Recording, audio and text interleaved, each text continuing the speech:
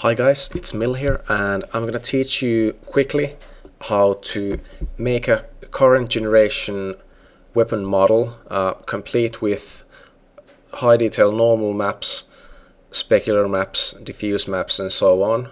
I won't show you how to put it in a game engine because there are plenty of tutorials for that, but I'll try to show you how to make one. And English isn't my native language, so hopefully you'll be able to understand what I'm trying to teach. Regardless, let's start. First off, when you open Max, the first thing you want to do is go to the left viewport, and you'll want to hit Alt+B to bring up the viewport background dialog, and you'll just have to navigate to your side reference picture, which I have here, and you'll have to tweak the settings, the aspect ratio to match bitmap, and also lock zoom/pan, and that should do the trick. And if you hit Alt+W or click here, it'll maximize the active viewport, and I want to hit the grid, hide the grid, so I'll just hit G and that'll hide it. Now, if this picture is looking really blurry on your computer, I mean on your end, I'm using a pretty low resolution image, but 3ds Max by default doesn't really render textures at very high quality. So you'll want to go to Customize, Preferences, Viewports, make sure you're using DirectX 9 as your display driver, and when you go to configure your display driver, you'll want to max out all the settings, match bitmap size as closely as possible, change the text lookup and bitmap lookup to anisotropic and none, hit OK, OK again, and you want to restart Max after tweaking those settings, and it should hopefully display textures and images at a better quality. So anyways, let's start on the actual model. Max works with objects, so we'll have to create some primitive to make our receiver. Just anything will do really. We'll delete the primitive and use the empty object as a base for our own mesh. So after you've created the box, go to the second tab here, which is Modify, and right click on the box and convert to editable poly, so we can edit the primitive nicely. We could work with the box primitive as a base as well, but for shapes like this I like to create the polygons from scratch, so I'll just select everything and delete. And to create polygons, just go to polygon mode and hit create, and now I can just make the basic shape of the receiver, and we'll add some more shape to it soon with the cut tool and moving it around a bit. And I'll just go to vertex mode and tweak the vertices just a bit to be a little bit prettier, and so that the distribution along this curve is roughly even. And I'll also hit here to enable the graphite modeling tools, which is a pretty nifty toolbar here. And I'll select these couple of polygons here, and I'll align them on the y-axis because this edge isn't straight at the moment, and you should be able to see a little bit of difference there. And I'll just do the same to all the edges that should be straight. Tweak that just a bit, and now I can start using the cut tool in vertex mode to add some shape to it, and I'll use the same amount of vertices as on the top polygon there, to keep it in four-sided polygons when I connect them with edges, because when we're working with subdivision modeling, we'll want to keep the model in mostly in quads, because four-sided polygons subdivide nicely, whereas something like a five-sided polygon might not. Make a cut here as well. And I'll just align these again, because I like being precise. Just a little bit of tweaking as well. And I'll hide the grid here as well. And the selection bracket here is pretty useless as well, so hitting J disables that. And F4 toggles edged faces on, so I can see the edges nicely in the perspective mode as well, with smooth shading enabled, whereas the other viewports are by default in wireframe mode. I'll go to edge mode and I'll use the create tool to connect these vertices into four-sided polygons, and they're not quite even at the moment, so I'll just tweak them a slight bit, so I like being precise. Okay, now I can select this edge, hit loop here to select the entire loop, and I'll just move it like this to give it some curvature. Same on the bottom as well. And now I can use the Swift Loop tool here to quickly add a nice loop here. But be aware that Swift Loop only works with four-sided polygons. So if I'm trying to use it here, it cuts off, as you can see, because this face here isn't four-sided yet. We'll fix that later on. But we'll want to make the basic shape first. And that's pretty decent. It's a bit blocky at the moment, so I'll just use Swift Loop. I'll try holding down Shift. Sometimes it follows the curvature nicely if you hold Shift down while adding the new loop. Sometimes it might not work perfectly. Might have to tweak it a bit to get a better result when it's done, but that's okay. Same here as well. That's needs a little bit of tweaking first. Yeah, that's a lot better. And now I can easily, if I want to, use symmetry modifier to make the other side of the receiver as well. So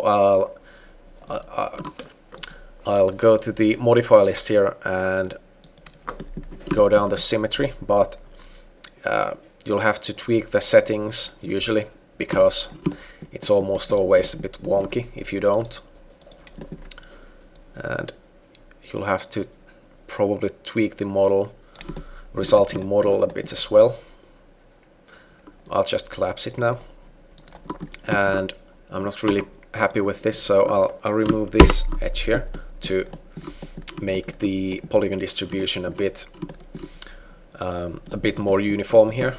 And on the top, I'll move the top loop down just a bit.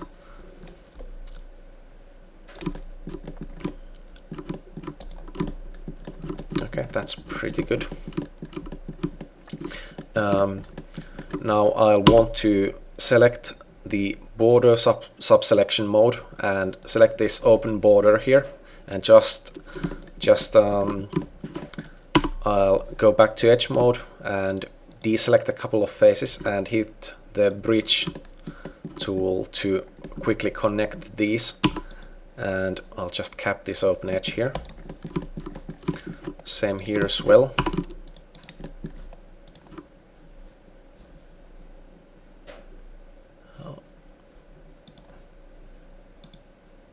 That should do the trick. And to make sure, these newly created faces are planar, I'll use the align tools. Align tools to make sure they are, and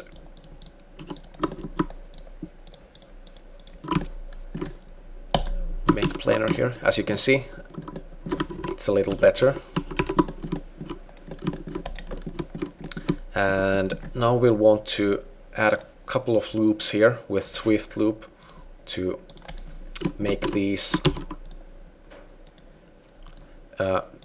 make all these polygons four-sided. As you can see, this one isn't four-sided, it's a triangle, but it doesn't really matter. I'll show you why a bit later. But on flat faces, it's not as crucial.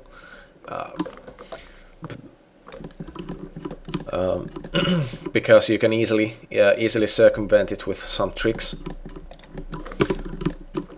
And I'll have to add a couple of loops here for the ejection port, and I'll use the align on these as well.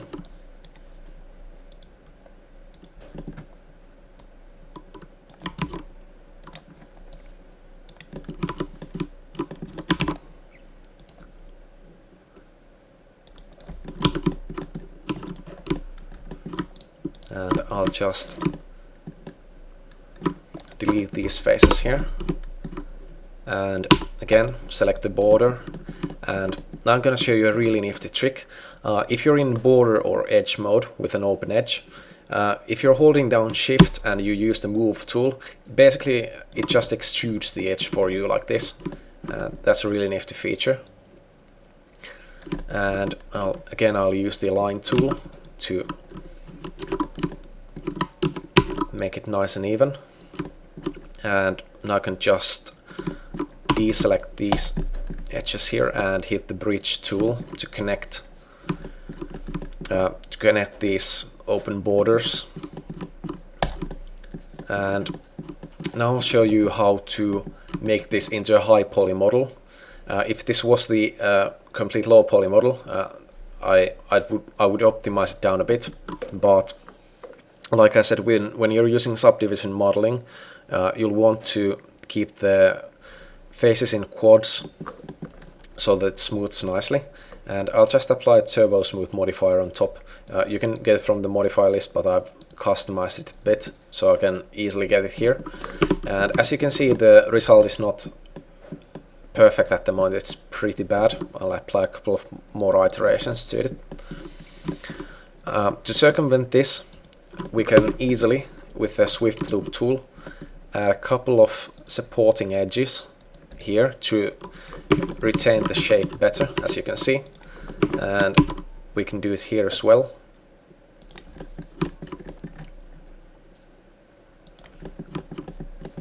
And on the flat faces here, on these both ends, I can just use the angle selection tool to easily select the whole face. Same here.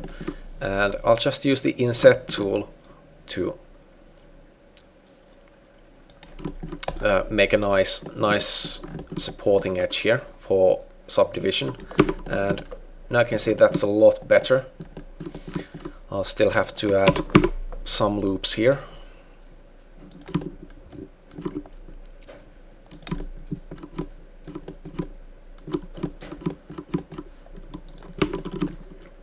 Okay, that's pretty good.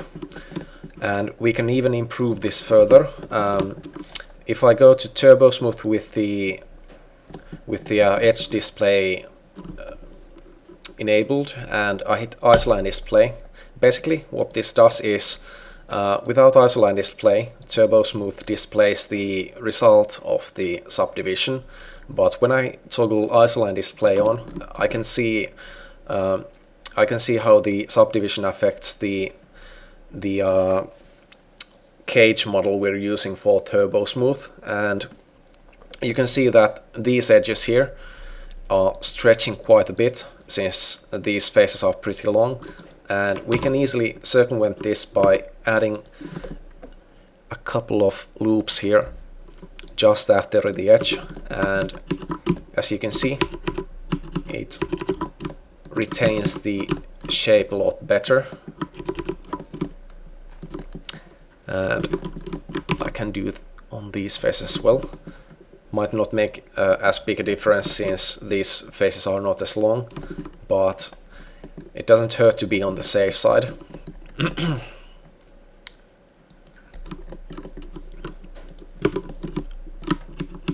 Yeah, well, actually that's quite a nice difference. Should be able to see. And the default material is pretty ugly here, so I'll hit M to toggle the material editor, and I'll assign a default gray material to the object here, and I'll give it just a bit of specular shine, and that's a lot better, a lot nicer to look at. That's basically the receiver. Now you're probably wondering where's the ejection port, but the M37 actually it ejects its spent casings through the shell insertion port here, and well, it's not completely accurate at the moment, but it's on the bottom of the gun, so it doesn't really matter. Just add a couple of loops here to make it subdivide a little better, because I'm a perfectionist. And now you're probably wondering how can we easily add these rivets on the side here without making our mesh super ugly. There's a really nice trick we can use. It's called floating geometry, and well, I'll show you how it works. There are a couple of ways I could use a sphere as a base for these and cut half of it, but I'll actually use a box for it, because a sphere doesn't end. A sphere doesn't end in quads, as you can see. The end is in triangles, so it won't subdivide as nicely. So I'll just use a cube, and actually, yeah, I'll just make the all the parameters, all the measurements the same, and apply a turbo smooth modifier to it. And now you can easily see that it's all in quads. And I'll also apply a spherify modifier to this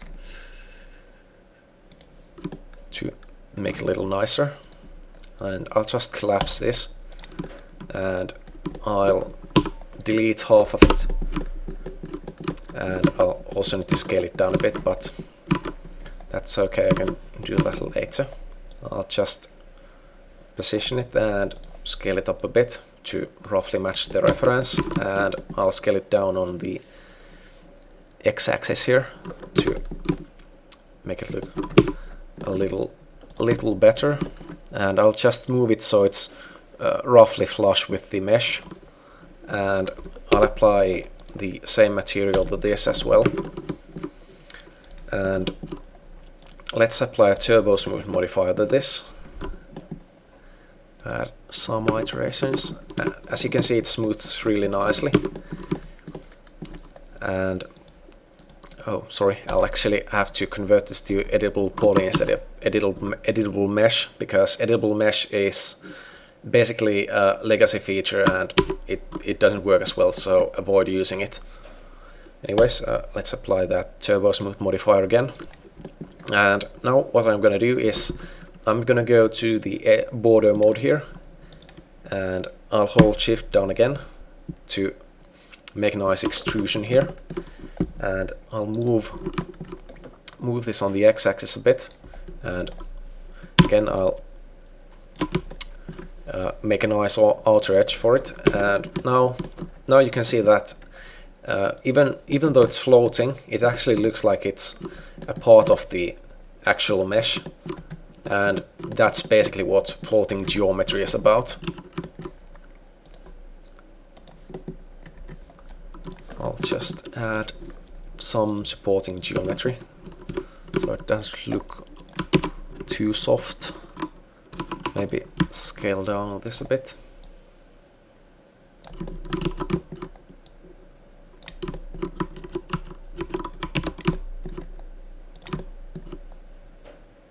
Let's see if that works any better.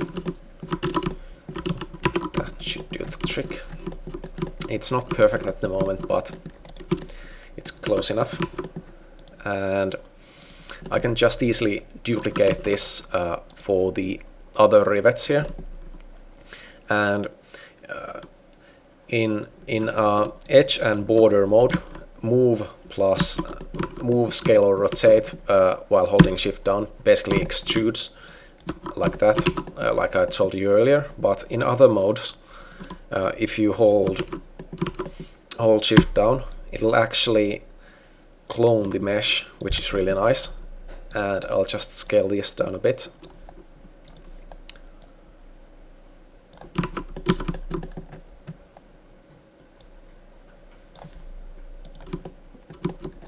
Like that. And again, I'll just duplicate it. Scale down a bit and duplicate again. Scale down even more. And you can see there's a serial number here, but we can easily add that in Photoshop. No need to model it in. That's pretty nice. Just tweak the receiver just a bit.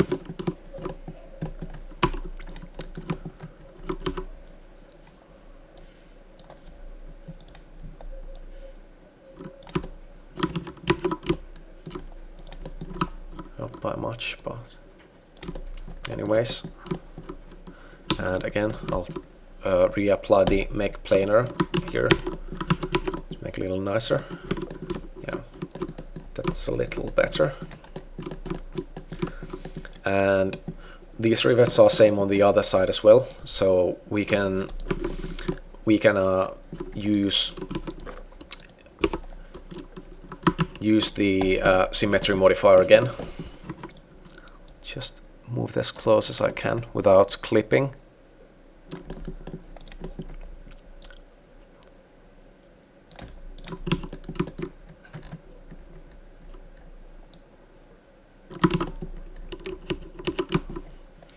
Okay, now I'll just put the symmetry modifier in between the turbo smooth and the editable poly modifiers.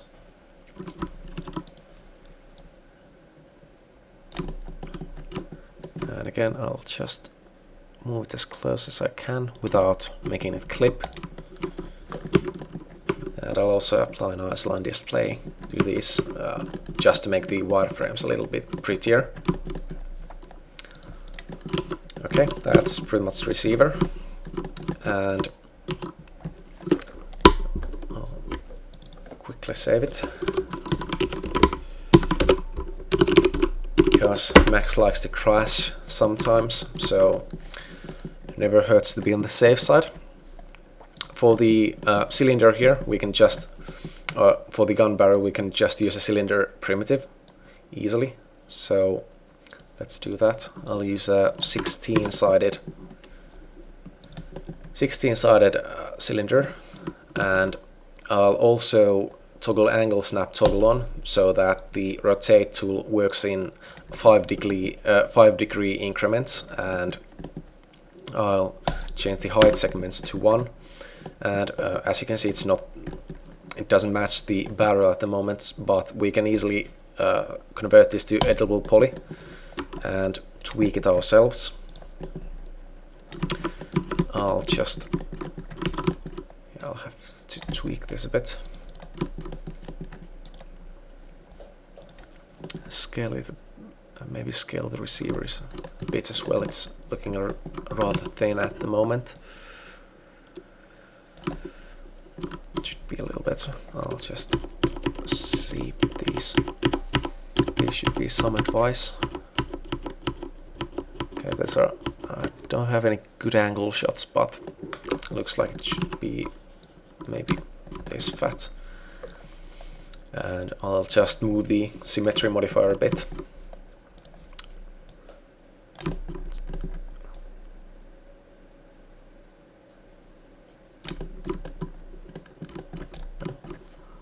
That'll do the trick. And I'll just move it roughly in the center. Of course, I'll have to scale this down a bit. I'll just actually I'll go to hierarchy first and center its pivot so that it scales down exactly from the middle.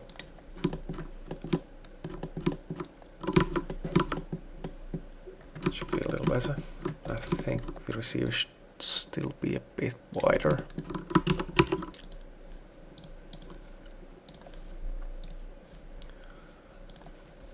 I just wish I had some better reference pictures so I could actually see how wide the receiver is supposed to be, but since I don't, I'll just have to eyeball it.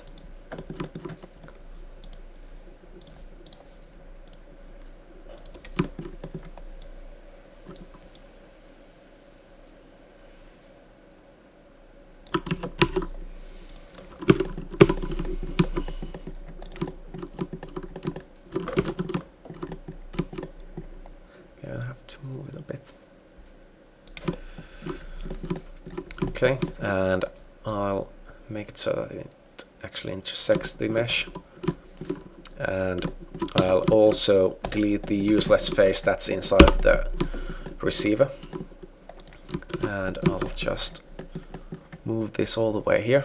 As you can see, it tapers slightly, so I'll use swift loop to quickly add a couple of loops and scale it down on the end a little bit. Something like that should suffice. I'll actually scale the whole thing down just a bit.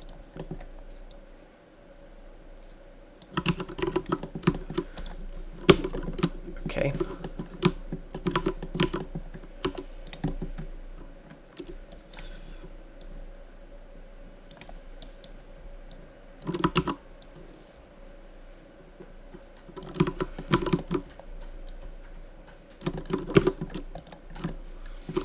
Again, I'll just apply the standard material to this as well, and I'll use the inset tool on the end here to actually I'll use okay I think I'll just use inset, and I'm gonna cheat a little bit. I'm not gonna model the entire cylinder hollow on the low poly, so I'll just make a slight bevel here, and I'll paint the whole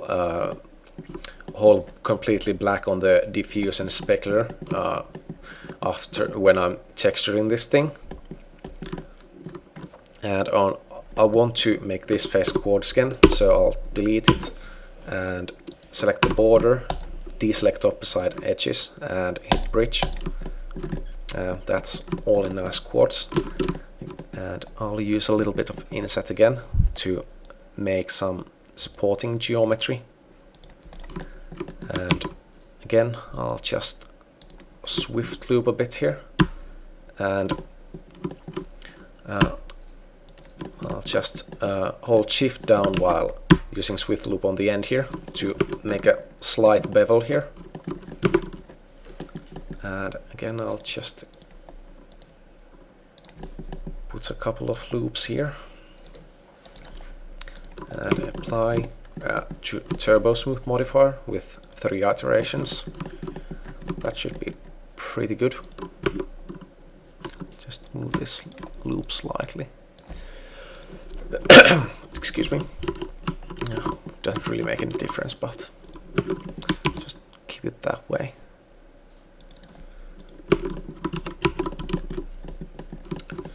Okay, and I'll just duplicate a part of the mesh here because I'm lazy, and just tweak this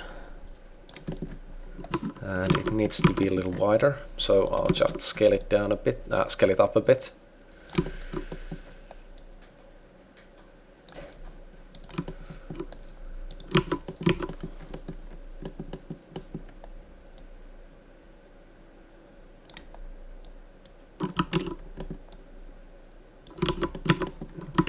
Should do the trick.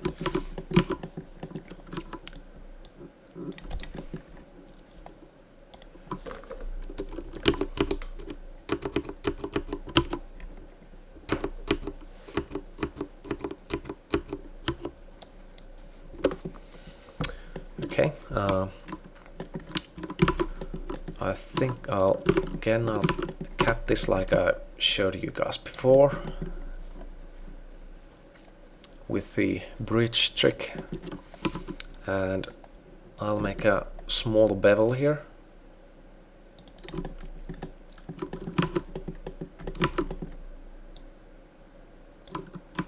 And I'll cut a couple of loops here, and I'll scale it up a bit.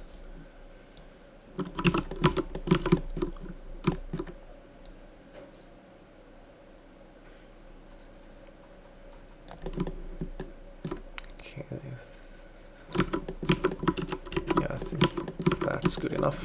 And again, just add some supporting geometry.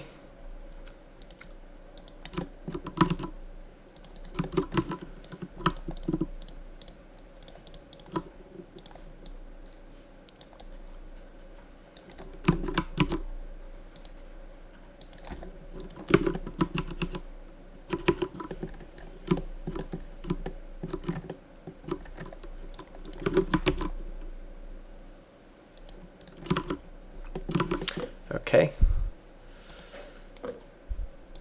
and the cap here has some detail on it, but I'll just make it in Photoshop probably. Actually, I think I'll just make it in Mesh. Shouldn't be too hard.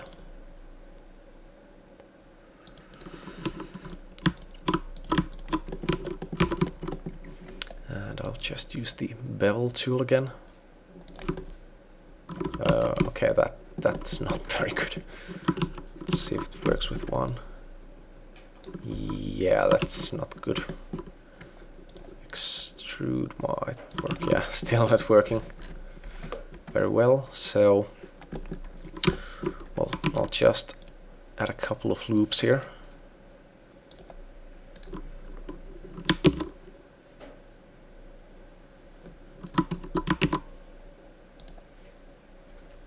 And I'll just simply scale these polygons up a bit. And I'll see if, how well this works. I'm not entirely sure if it works, but I'll try selecting these edges and using the extrude tool. That's not too good, but I'll see if I can salvage it.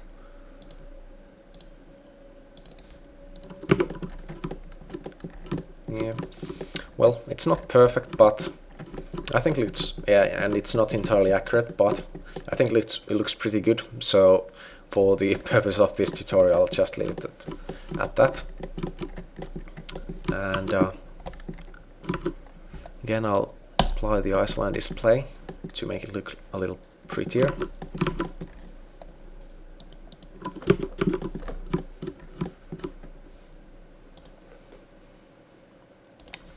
And I'll make this little bit here next. So I'll select a part of this and hold Shift down and just use the scale tool to duplicate a part of the mesh and scale it up a bit on all axes, and move the whole way here, and just manipulate it to match the reference material. And I'll I'll just delete a few faces here and use the shift extrusion trick here and bridge, and I'll just select only this element here with the element tool and hit hide unselected so I can work only on this. And again, I'll just use the bridge trick to create mostly quads fast and easy.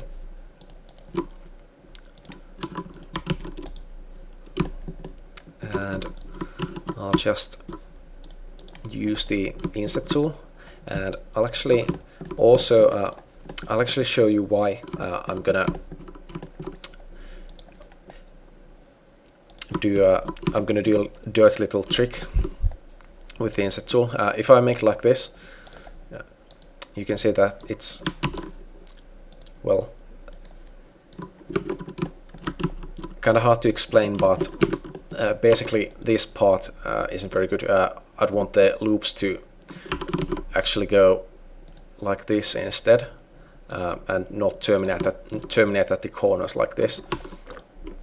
But I can easily do that without manually having to fix it. I'll just include this face in the inset as well, and that should do that trick nicely.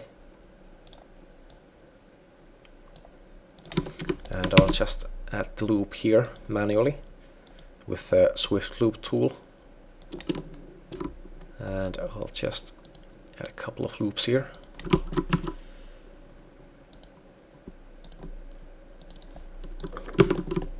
Yeah, that's pretty good. I'll just, maybe I'll add another loop here. Well, actually, I think I kind of like it smooth, so I'll tweak these a little bit. And now I can just unhide everything, and that's pretty cool, if I may say so myself. And it has a slight rivety thing, and actually it looks like it has slight curvature here, so, and it looks perhaps slightly thin, so I'll just scale it just slightly. And I'll actually remove these loops quickly, and I'll just I think I'll unhide everything else again, and I'll temporarily, oh, actually not, I'll just try doing a Swift loop here, and I'll just scale on all axes, but I'll move these down again to make it look like the reference.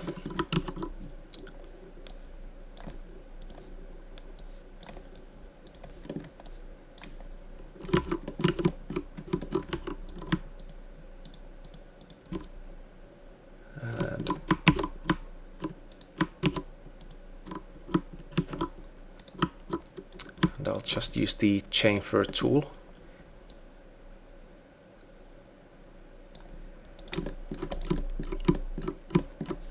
And just add some loose supporting geometry. Okay, that's not too good, so just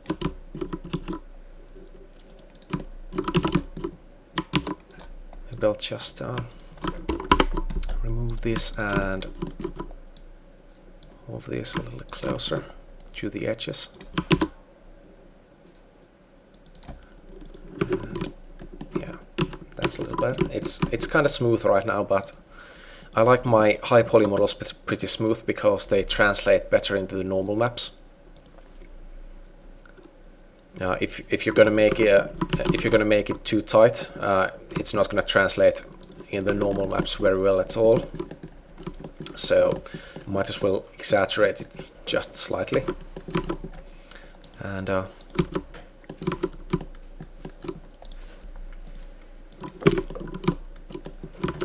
Again, I can easily use floating geometry to make the rivet kind of thing here. So again, I'll just use a simple box. Actually, I'll make it as a cube, not a box, so it's uniform.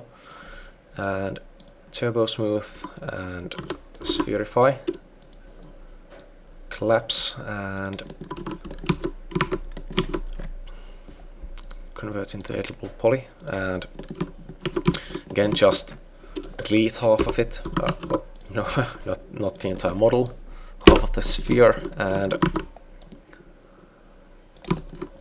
again just use the same tricks I showed you earlier.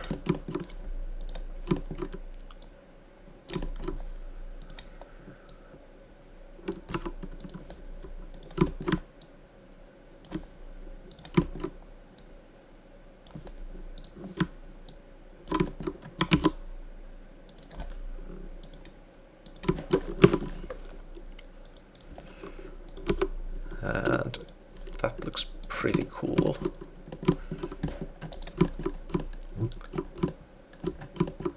And oh, yeah, that's pretty perfect. I'll just scale it up maybe slightly. Yeah, that should do the trick. And again, I could use symmetry for it. I'll use it later. I'll just make this one side first and worry about using symmetry later on.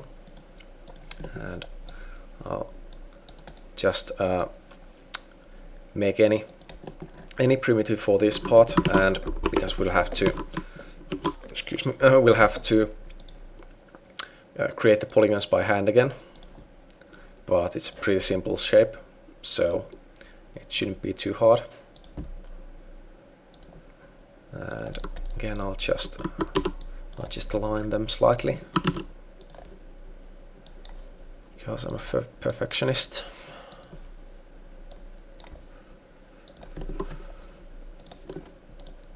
And tweak the curvature slightly.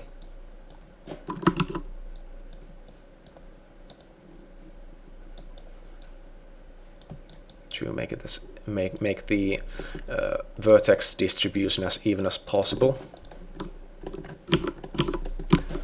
And it's maybe a bit small looking at the moment compared to the reference, so I'll just scale it up slightly.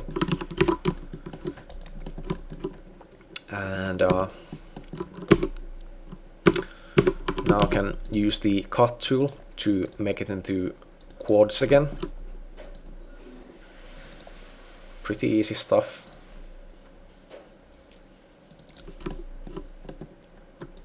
And I'll just extrude it with the shift extrusion trick we used earlier, and I'll apply a symmetry modifier, make it a little better.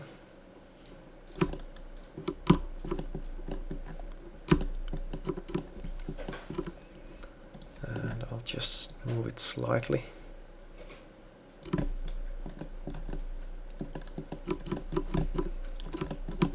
That looks pretty good. Maybe move it down slightly.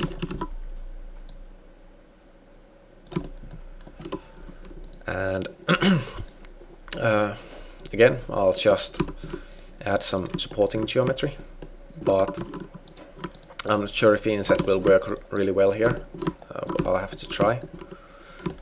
Actually, it doesn't work really well right now due to the symmetry modifier, so I'll just use the cut tool here to manually cut some supporting loops here.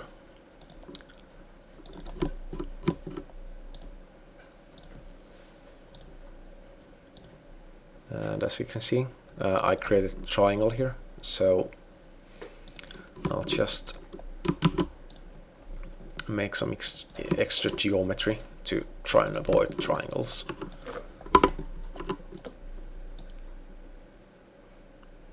Should hopefully do the trick. And again, just use Swift Loop to add the supporting geometry to these parts here.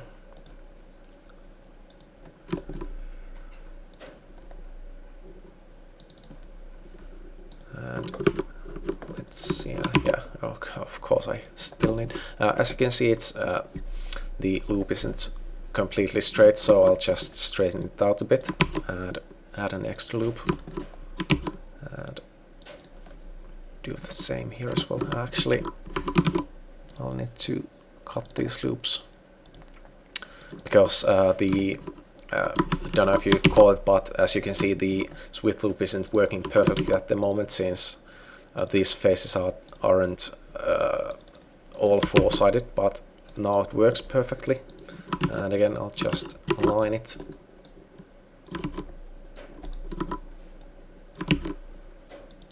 And that should work a little better.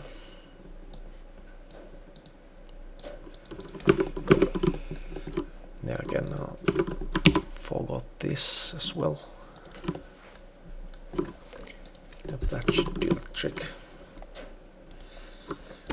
Well, that part's slightly too thick at the moment. And I'll backtrack a bit, and I'll just add a bit of curvature to the front part here.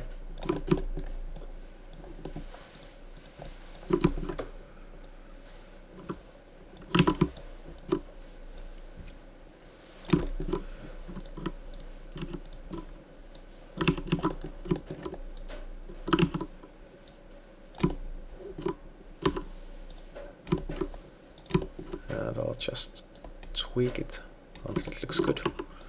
And just use the chamfer tool again. Pretty simple stuff.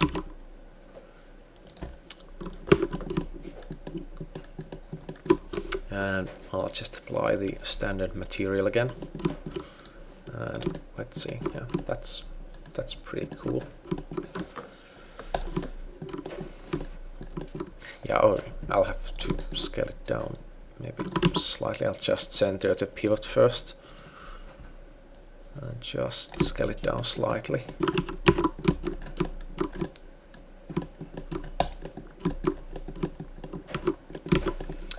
And also use the isoline display again. And I'll make the front side quickly. It's pretty simple. It's basically just a sphere on the slightly extruded sphere. So I'll start with a box again, or a cube really, and again just subdivide it,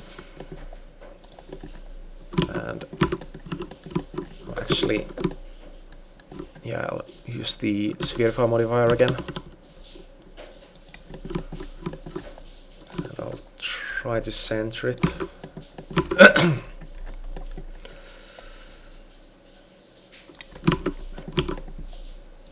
Just collapse the whole thing again and make it a little bit poly. And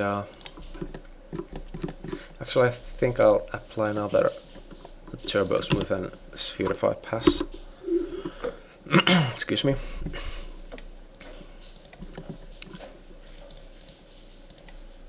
And I'll just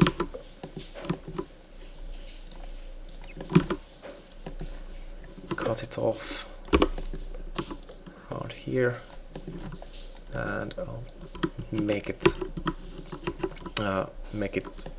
planar again, and just use the extrusion trick again.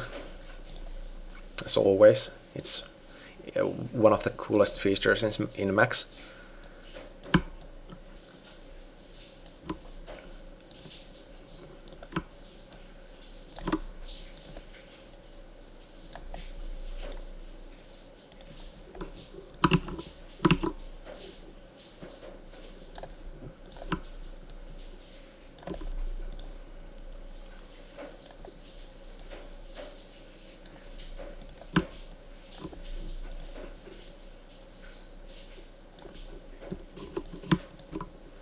And I'll just tweak this slightly.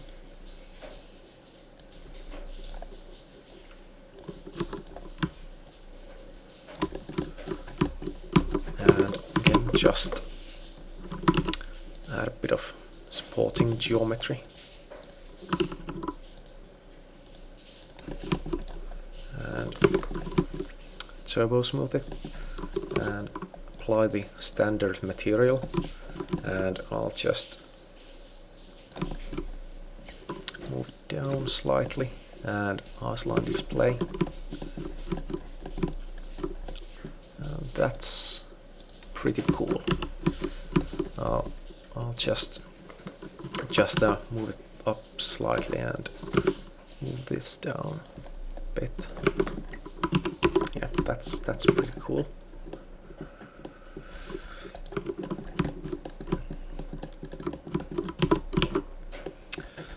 And now I'll show you how to make the stock here.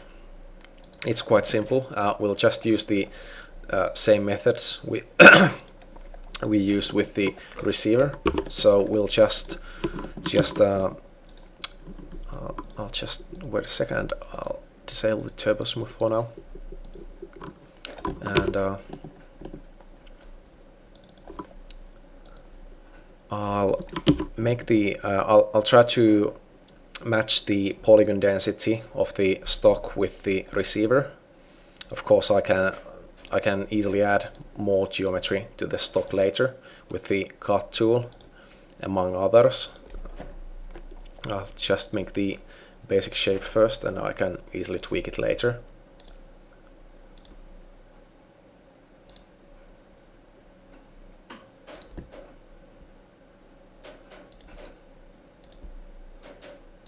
And I'll try to match the amount of verts, so I can easily make even quads just by connecting these, as you can see.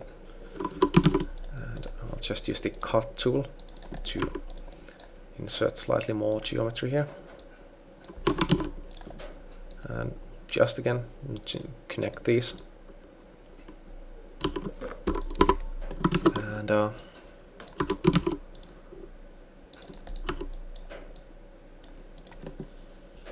okay, and again I'll just use the cut tool like I did before to add some more geometry here. And like I said, I'll try to follow the shape and polygon distribution of the receiver, roughly.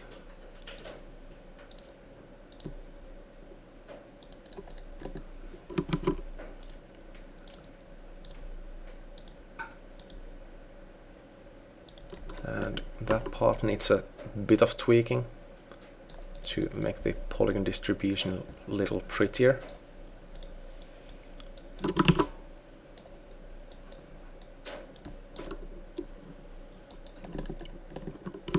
And I'll do it here as well.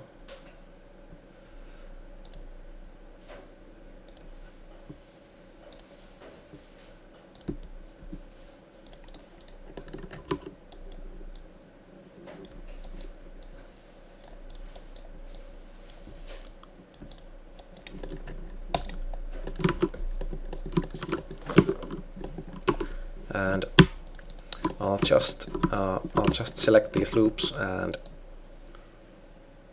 move them again.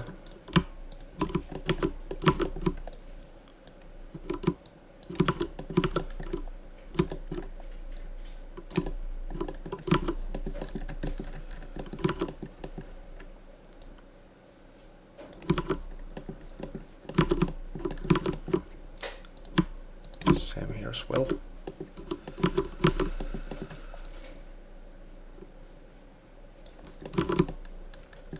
And I'll just apply the standard material again, and I'll reapply the turbo smooth modifier on the receiver, and again I'll just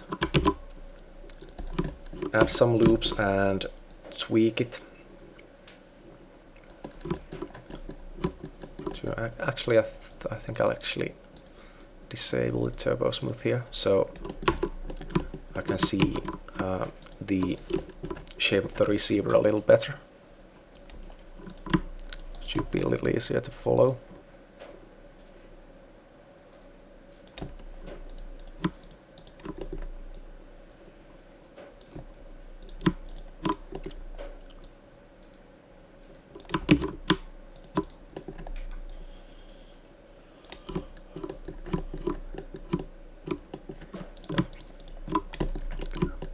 Pretty nice, and I'll just tweak it slightly more.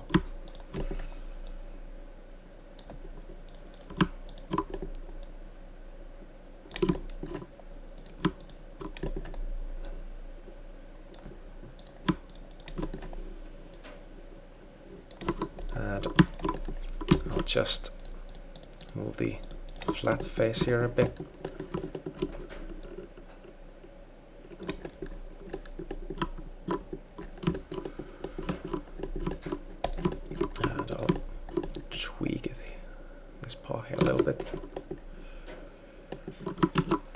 Actually, I might want to terminate that into a triangle, and I'll just, okay, maybe I'll leave that in, but I'll just tweak that slightly as well.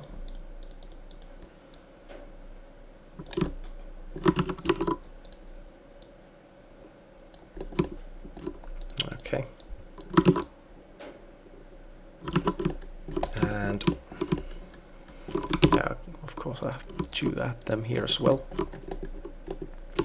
But I'm gonna cheat a little bit, and I'll just add this one loop on the bottom part here, since it's less important than the top of the receiver.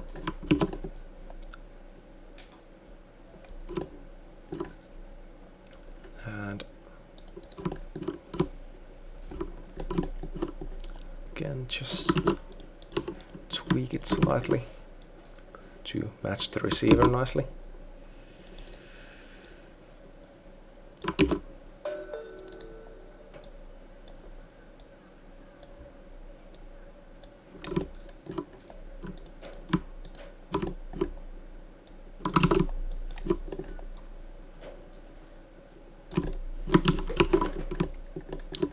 Okay, let's see how it works with the turbo smooth modifier. Pretty nicely.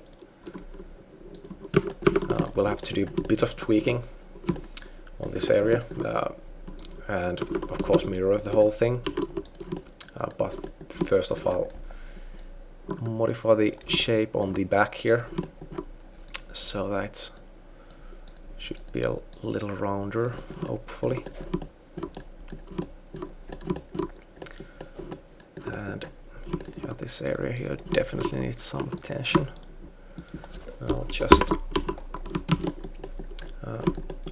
I'll just use the cut tool to make some supporting geometry here. And let's see, maybe that could maybe work. I'm not entirely sure, but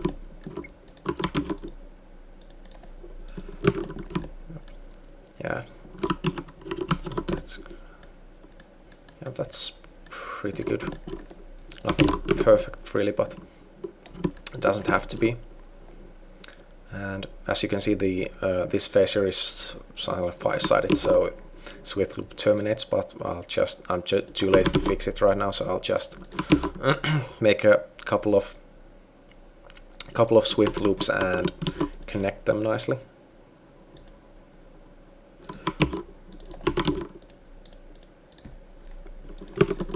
And that's pretty smooth, so I'll just move it slightly.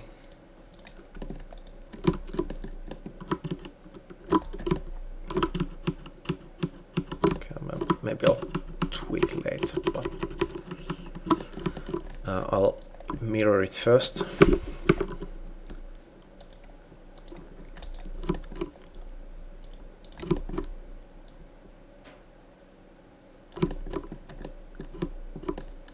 As you can see, it's not perfectly round at the moment, so I'll have to do some tweaking with it.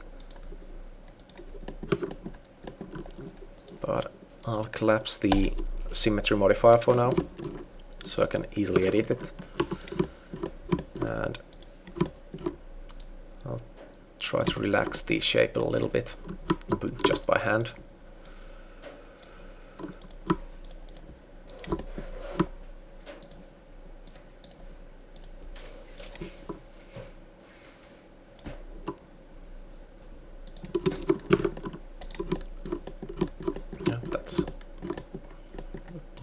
Better.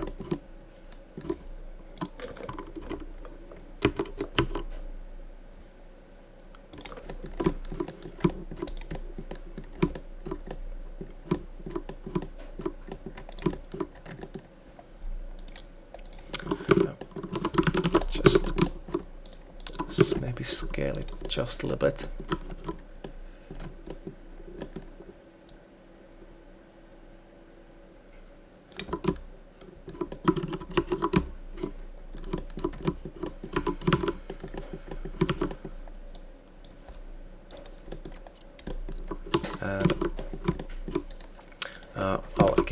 I'll unhide everything else and just use the bridge trick again, as always, to make nice quads here, and cap the triangles on the ends, same on the back as well. Cap, you know, not cap, but bridge, and to edit that a bit as well.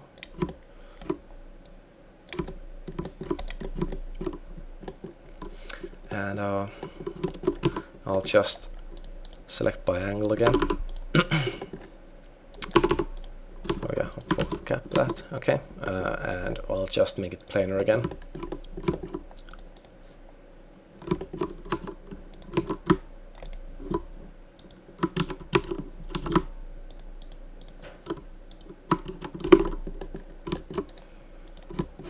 And I'll move it slightly closer to the receiver, so that there's not a huge gap between them. And I'll just use the inset tool again.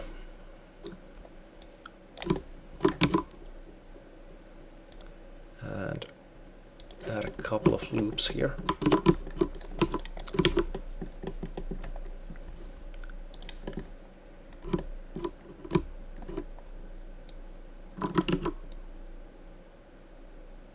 And I'll scale it slightly to match the reference better. And I'll just use the inset again and add a couple of loops. And this isn't entirely accurate, but I'll just make a quick loop here and use the extrude tool to make a nice cut here in the mesh, and add a couple of loops here to support it. And yeah, it's not entirely realistic, but it looks pretty good. And I'll use cap here as well. And actually I think I'll mess with bridge rather.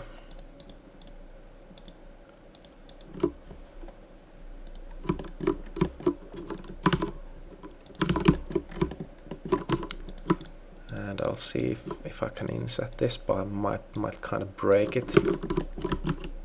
Well, actually not that bad, but I'll have to make it planar. And I'll have to tweak this bit slightly as well to make it slightly better.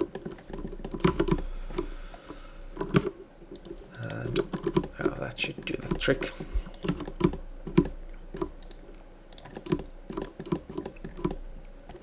It's pretty good.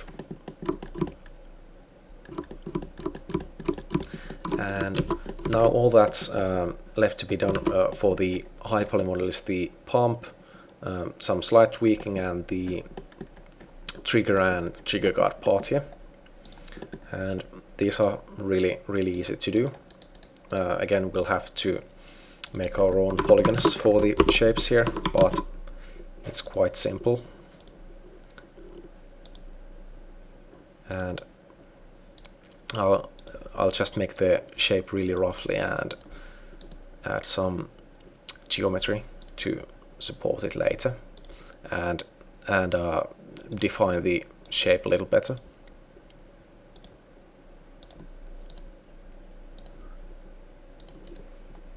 And looks like it's flipped, so I'll just hit the flip button here.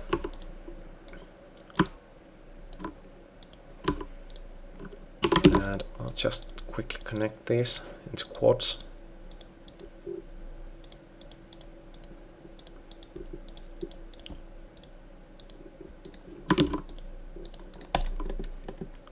And I'll just use the Swift loop to add more geo here, and I'll also tweak it slightly by hand to make it a little bit more uniform.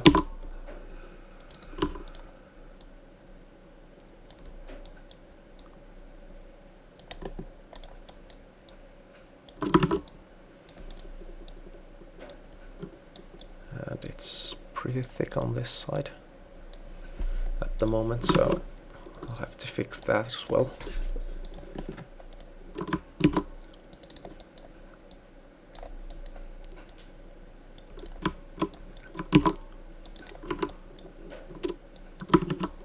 Yeah, maybe I'll actually fix the thickness issue first.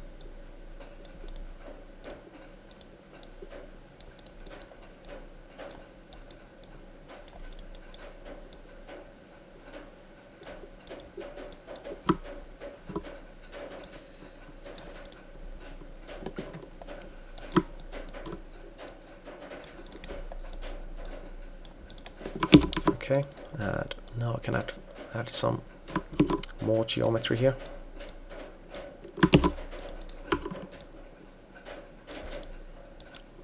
Not really perfect at the moment, but it's close enough.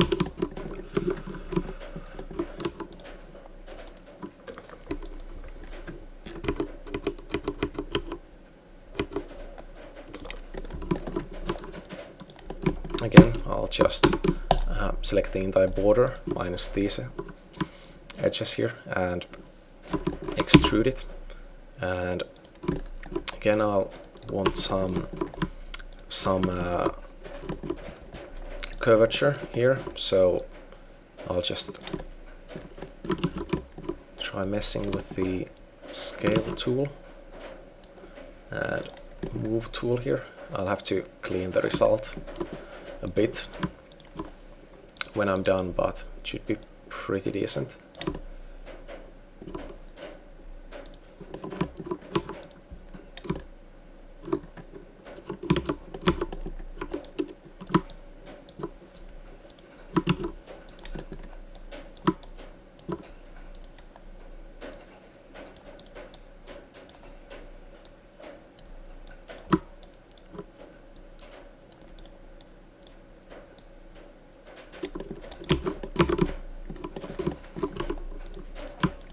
Again, I'll just use the chamfer tool here, and I'll actually give it some more segments to see if that would follow the shape a little better. And I'll need to add some supporting geometry here as well. So again, I think I'm gonna cheat a little bit. I'll bridge these to make some quick temporary faces on this side, and cap these as well temporarily. And I'll just select these and try messing with the inset tool, though it might not work perfectly.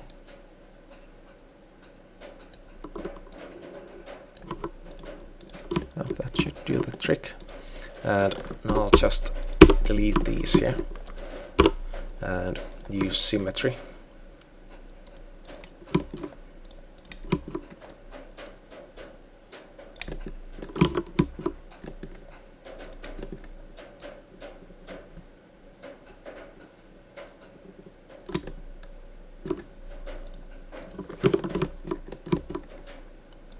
And of course I'll have to add a couple of loops before I can call it decent.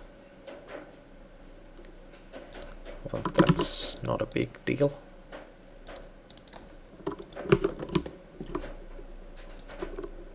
And again, I'll just apply the standard material. And I'll have to tweak this slightly.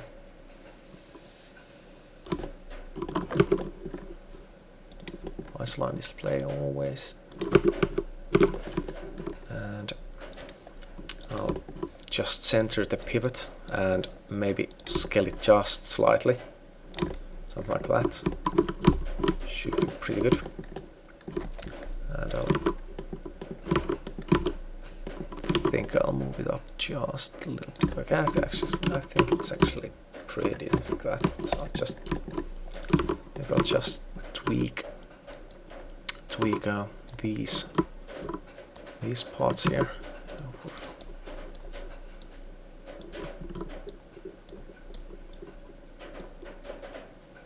And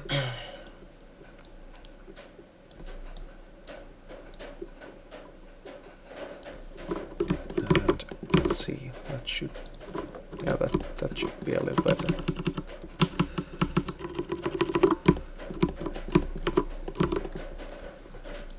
Still have to do a little bit of tweaking, nothing major.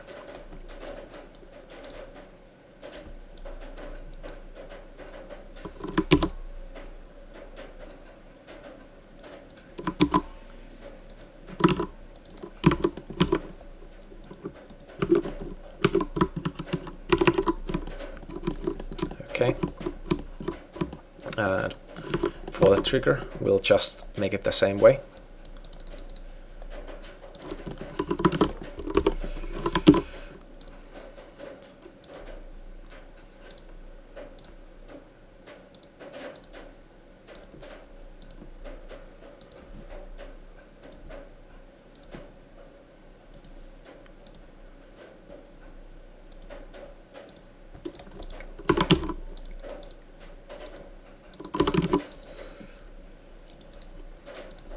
As you can see, we don't really need that many tools when modeling stuff. It's actually quite a few tools that we actually need to use consistently to make good results. So that the 3ds Max user interface can look pretty daunting to somebody who hasn't used any 3D software before. But once you learn what tools to use, it should get a lot easier after that. So I hope that you've been able to learn what I'm been trying to teach you. I'm probably not the best teacher in the world, but if you've got any questions, you can just ask me on my YouTube channel, or any of the forums I frequent, and I'll be happy to help. And the shape of the trigger is a bit wonky, and it might be a bit hard to try to use the inset tool on it. So I'll just manually cut all the support geometry for the trigger here, at least this side. And I'll just tweak the other side slightly. And again, just use the extrusion trick. And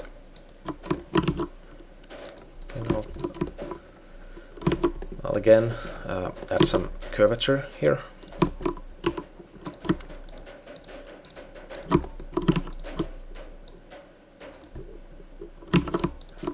Just deselect that.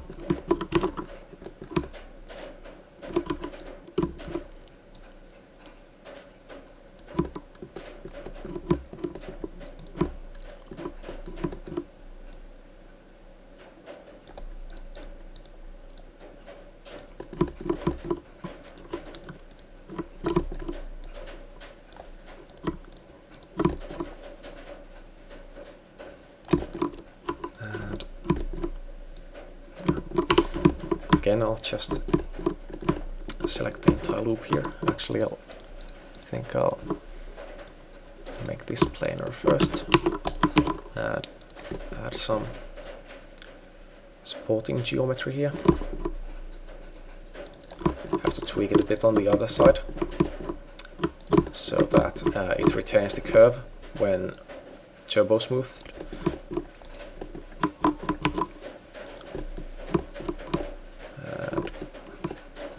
Should be it.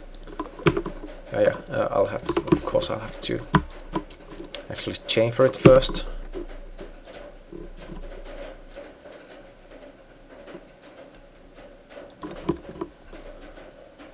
And again, just let's actually see if I think I'll just move back slightly to make it a bit smoother. And again, toggle the isoline display on, and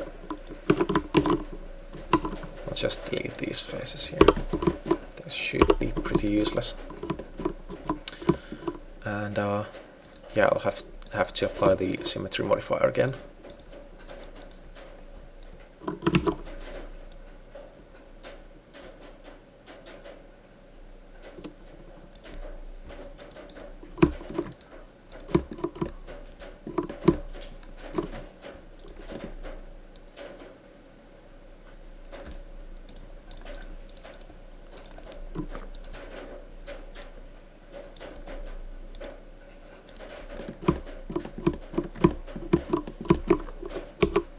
And again, apply the standard material, and that's pretty good. I'll just maybe move it down just a little bit, maybe rotate a little bit. Yeah, that's not good. I'll just not fuck with it. And I need to add this part here. That's really easy. It's just basically a cylinder. And I'll use something like 10 sides for it.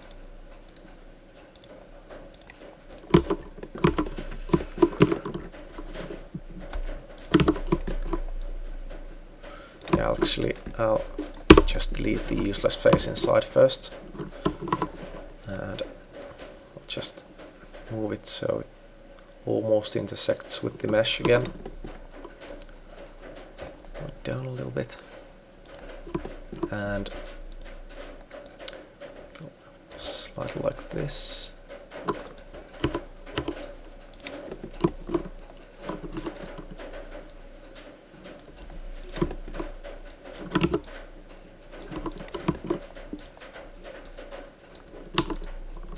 And again, use the outline trick for the floating part to make it look like it's embedded into the mesh, and just apply the turbo smooth modifier. Of course, I'll have to tweak it a bit. Again, I'll use the bridge trick to make it quartz, and inset it slightly.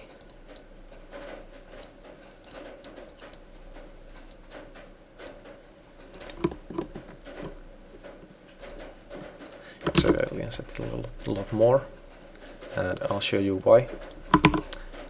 I'll make some roughly even loops here, and I'll select them all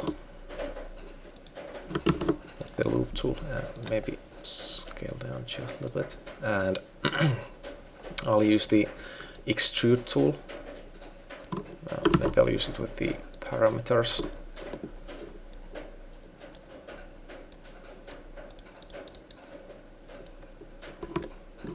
That's pretty good.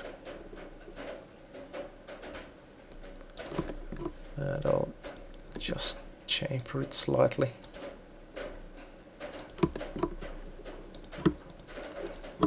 Same with these here.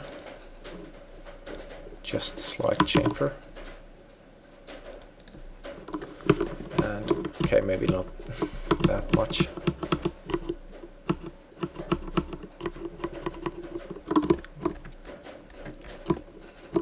As you can see, the effect is pretty extreme, but for normal maps you'll want to exaggerate the details some so that they translate better in the actual normal map. So let's just leave it at that. And I can actually never mind. I'll just tweak this slightly to be a bit closer to the actual mesh, and maybe I'll scale it up just a little bit.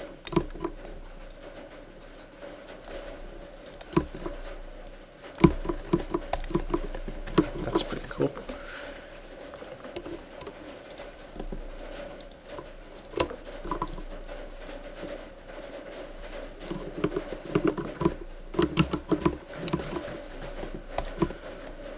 And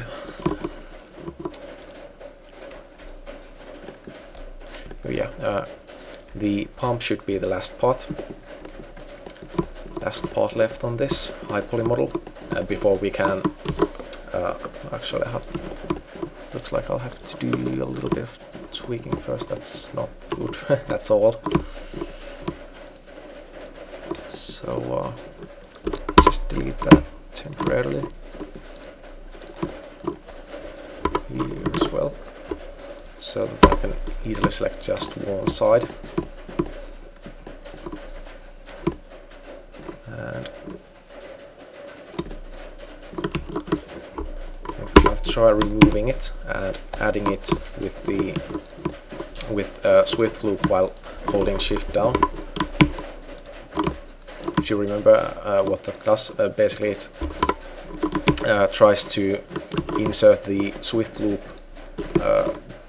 by using the curves of the mesh, whereas swift loop normally works with just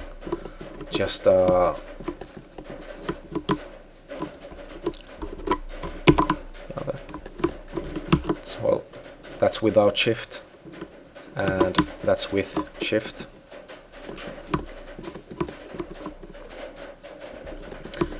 And as you can see, it actually fixed my problem pretty nicely. I'll have to do a bit of manual cleanup because I temporarily deleted some edges, but nothing drastic.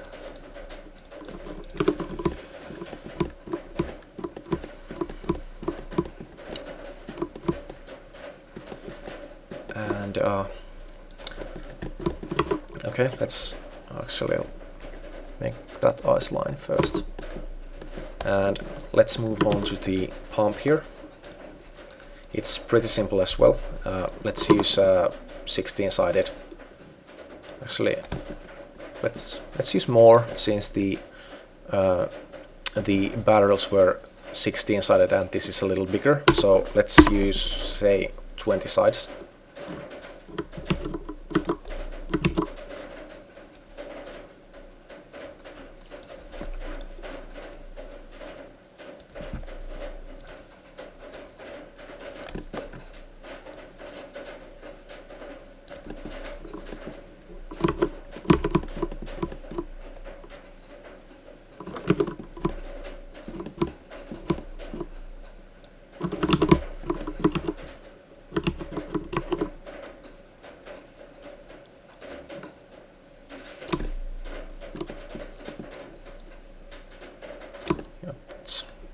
perfectly centered. I can mess with it later.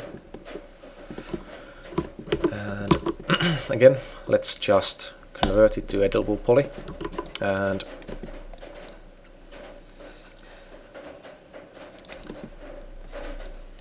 just manipulate it slightly.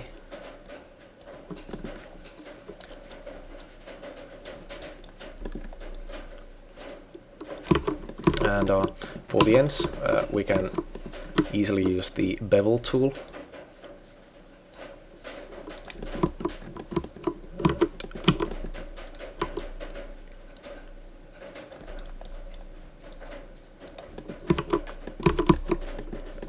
And they're actually separate pieces since the ends are metal. So I'll make a small loop on both ends here, and actually let's just move them slightly further, and I can move them closer later on. But I'll just select them for now and use the extrude tool again, and I can just move them slightly closer to the actual edge.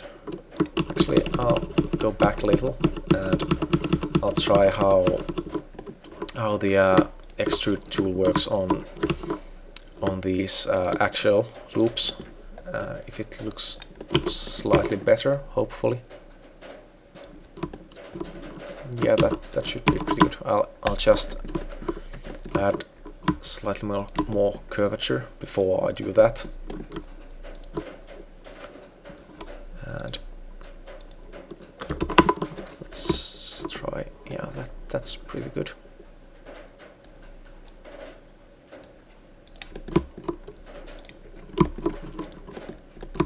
And I'll just use the inset tool here, and I want to make the inside hollow, so I'll delete these faces for now. And let's apply a temporary turbo smooth modifier. And you might be able to see that the pump isn't completely straight. It has a slight bulge kind of thing on it. So we could probably do this. We can do it by hand, or we can probably use a modifier to deform it. But I'm too lazy to mess with modifiers right now, so I'll just add a loop and again just chamfer it. And I can just tweak the amount of segments to get the edges for those grooves on the pump.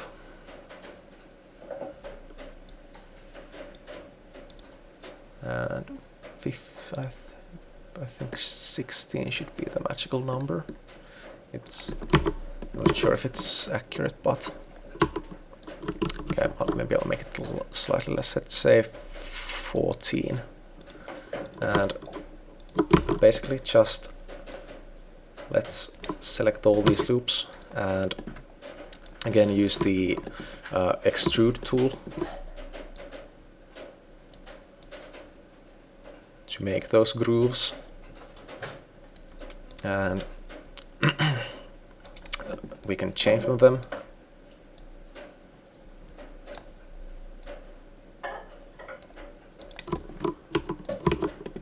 And this might be slightly tedious, but I'll just select all the middle faces here, and I'll select ring and hit connect and change the segments to 2, and that should provide us with some pretty nice support geometry. Yeah, better. And again, I'll just apply the standard material here. And I'll make a slight cut here just before it meets the barrel, and I'll hide everything else, and I'll just delete this edge here, and same here as well.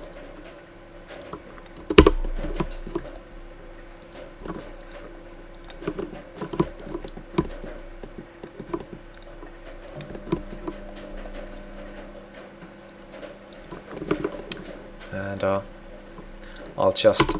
I'll just use the bridge tool to connect these open edges, and this part's gonna get a little messy, as you can see, so I'll see if I can easily fix it with a quick and dirty fix, because I really can't be asked to make it properly. You probably can't even see it properly, since the barrel is probably blocking this part for the most part. And I'll just add a quick loop here.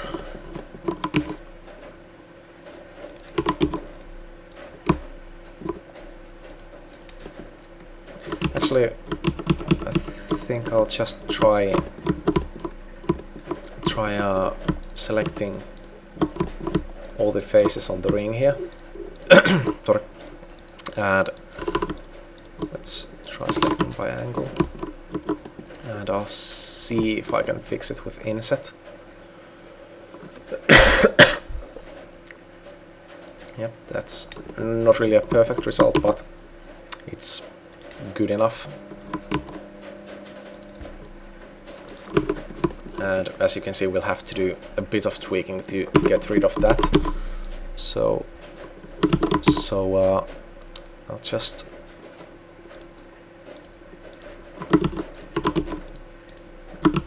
see if I can fix it without having to make all the loops here.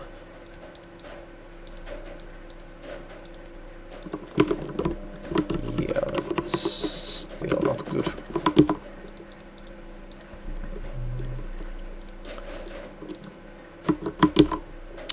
Well, no worries, I'll just pause it so you don't have to watch.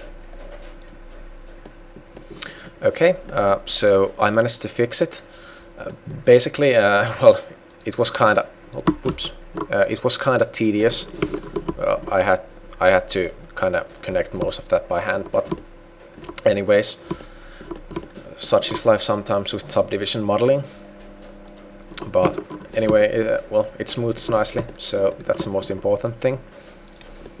And that pretty much concludes the high poly model. I'll have to do some mirroring for the other side and stuff, but you should be able to make your own model, hopefully, with these tips. And feel free to ask me for advice on my YouTube channel or in the video comments if you need help. I'll have